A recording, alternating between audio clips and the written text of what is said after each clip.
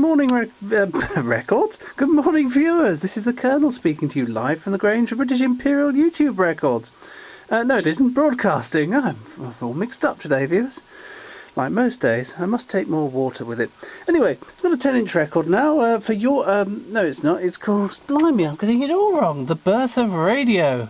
The Romance of the Marconiphone. These were given away when you bought a new Marconi radiogram in the 1930s. Here you go.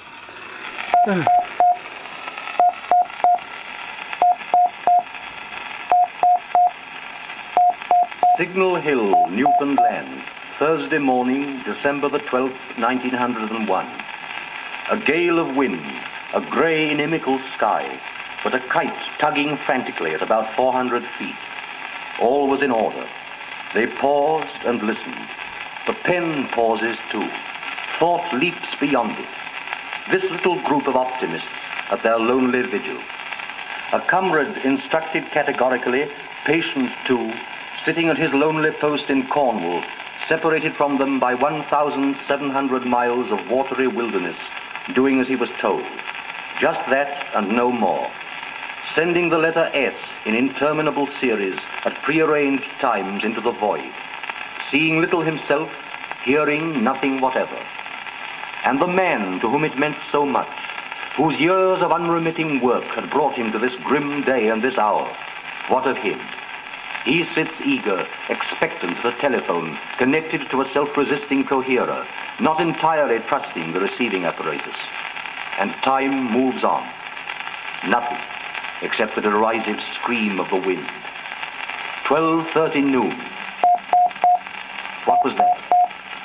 A little click. Several, regularly. The letter S, and again. Marconi heard them for some time before he trusted himself to hand the telephone to Kemp for corroboration. Could he hear anything? Yes, he could. Then the faint sound ceased, significantly. Orders were being obeyed on the other side. The listeners' hearts thumped with excitement.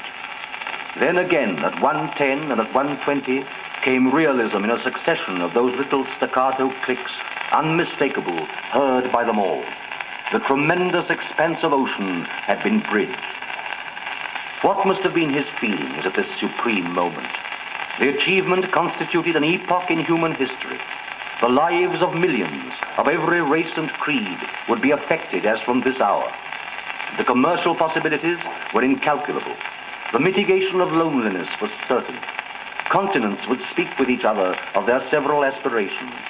A ship in distress in the perilous wastes of the seas could be succored.